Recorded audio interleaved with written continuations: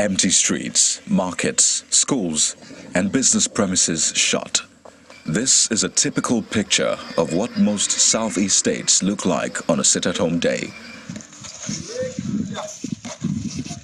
An order illegally given by a faction of the proscribed indigenous people of Biafra. Some residents in the region say the strict compliance to this directive is observed not because the group is supreme, but because the people are afraid for their lives. This development, no doubt, has given leaders of the region great concerns, and this has led to an emergency meeting at the instance of the leadership of the Ohanese Ndibo in Abuja to discuss the way forward. To escalate the matter, the Imo State Governor, Hope Uzodimma, visits the president to seek an appropriate date when the leaders of the zone can visit him for discussion. We are not addressing the problem of insecurity in Imo State through kinetic means alone. We have adopted both kinetic and non-kinetic approach. We also procure intelligence that will help security agencies function effectively and efficiently. But the fresh 2-week sit-at-home order by the proscribed separatist group, which is to commence by July the 31st, is raising concerns among residents. In Abia, the home state of Nnamdi Kanu, the acclaimed leader of IPOB who has been in detention since 2021, residents are not 100% compliant, except in the state's commercial nerve center, Aba. You're fighting because of Nnamdi Kanu. We all want him well, we all want him to succeed.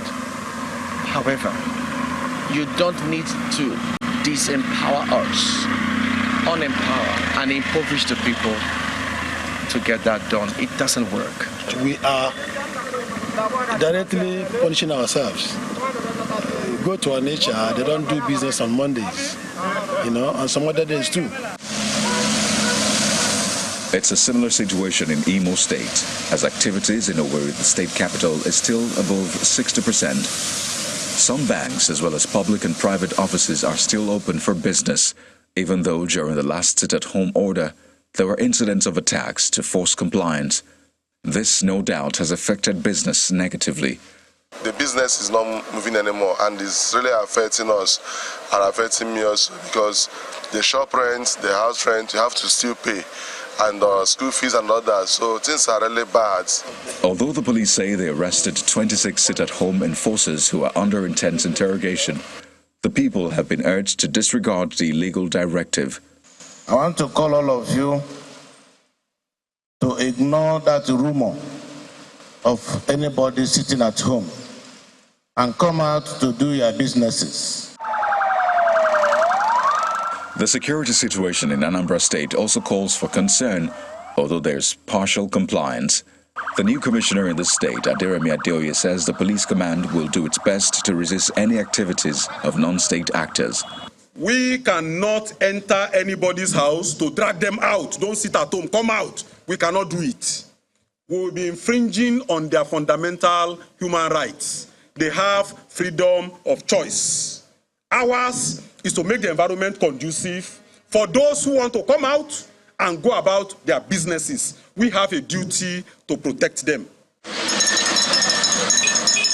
Ebonyi State has also had its fair share of insecurity and the effect of the illegal sit-at-home order. Recently, a viral video surfaced showing enforcers of the sit-at-home order who attacked Isheke Market in Abakaliki, the state capital, shooting sporadically to scare the people. The police says it has arrested some suspects in connection to the attack. Those guys doing whatever they are doing, they are our children. None of them were brought from Kafanchan to come here. None was imported, to the best of my knowledge. Because most often you see them brandishing whatever, they will speak our language. That's to say they are not imported. So far from it, what people say they import them from, is not true, to the best of my knowledge. Enugu State seems to be the worst hit in recent times. Major streets are always deserted, and offices remain under lock and key on sit-at-home days. The state governor, Peter Mba, in a recent stakeholders meeting, says the government is determined to safeguard the lives and properties of Imo indigents. I really do want to call on you to galvanize your communities, to get them to understand that there is no such thing as sit at home, whether it's on Monday or other days. However, Michael Carey, a retired military officer and security expert, identifies some immediate solutions that can be put in place by security operatives and the government to tackle this menace. The problem we have is that professionals have not really been involved in this thing. When professionals are put in place, they will find out the remote cause of what is going on in Southeast. To me, it has element of political, undertone. July the 31st is about 2 weeks away, and it's been set aside as the commencement day for another sit-at-home order. As the day draws closer, leaders of the Southeast region are waiting on the federal government for help, hoping that peace and development will return to the region soon.